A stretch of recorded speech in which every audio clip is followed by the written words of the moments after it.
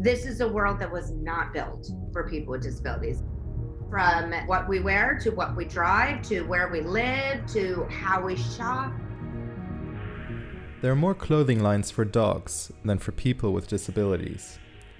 The UK is home to 10 million disabled people, yet only a handful of brands provide adaptive clothing. But with such a big market, why is there not more clothing for every body?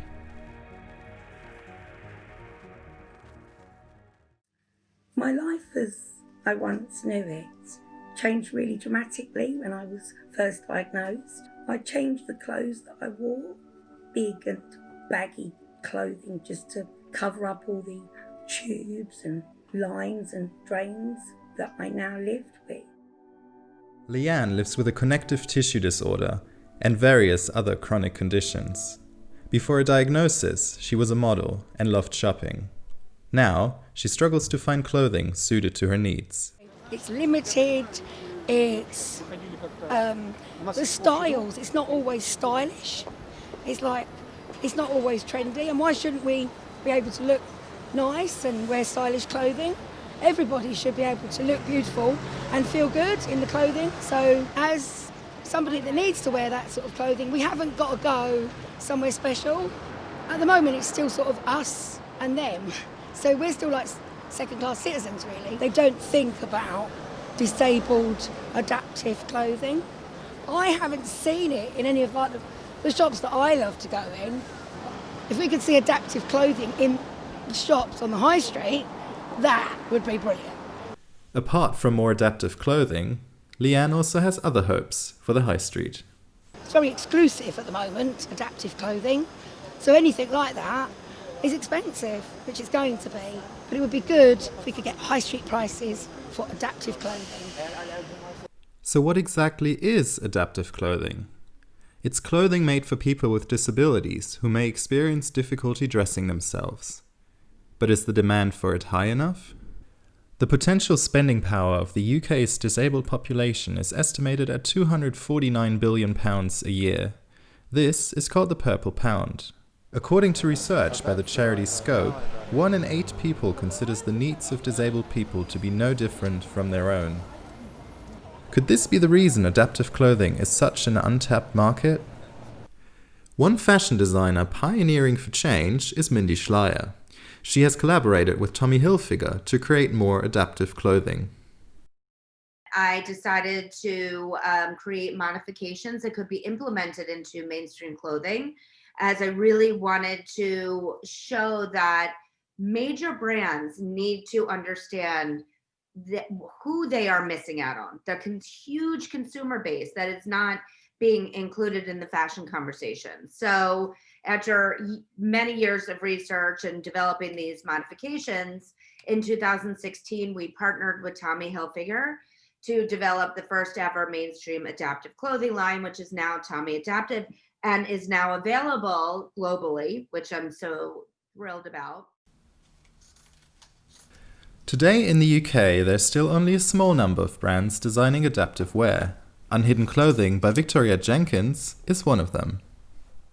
Like if there was any adaptive wear, it was aimed at old people. It was usually designed by carers, which don't get me wrong, like there's obviously, that was a need and they were fulfilling it, but like there wasn't a younger option. There was nothing to do with really fashion. It was more just function and practicality. I think it just doesn't cross a lot of these brands' minds. And even though they've started to use disabled models, there's still very little of them sort of going, well, we'll use a disabled model, but we're not going to make clothes for a disabled model.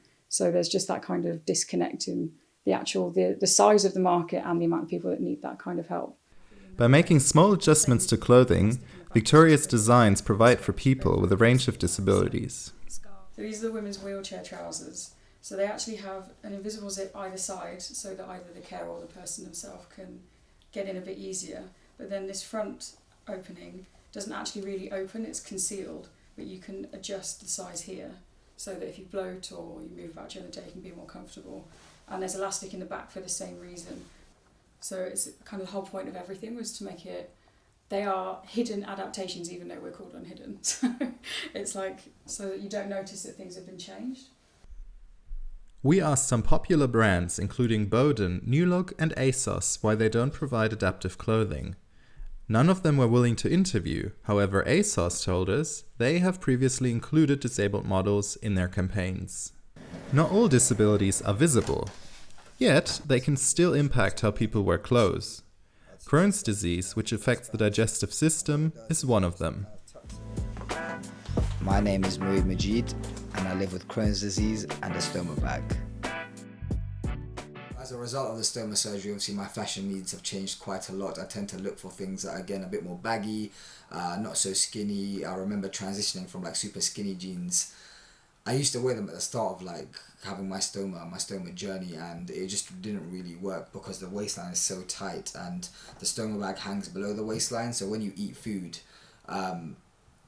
obviously it fills up. However, you can't really get smart clothing or maybe like jeans and stuff like that have elasticated waistbands that are, allow me to potentially like feel a bit more comfortable.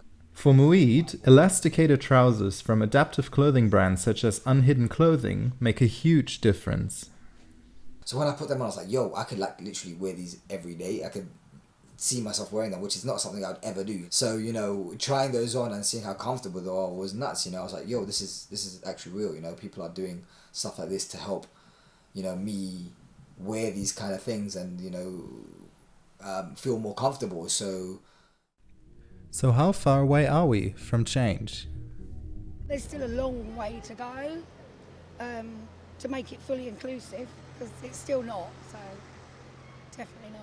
I suppose we just have to kind of like push it ourselves and make them think about doing it, because right now they're not really hearing us, right? I think it will change. It is becoming more inclusive and it's starting to be considered finally. I think there is, maybe this year now that we've had this pause and this break, there is now that sort of realisation about how many people have been left out of the conversation.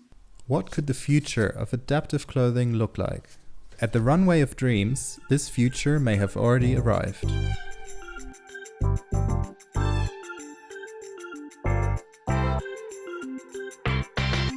Not reinventing the wheel, it's rethinking how things are done.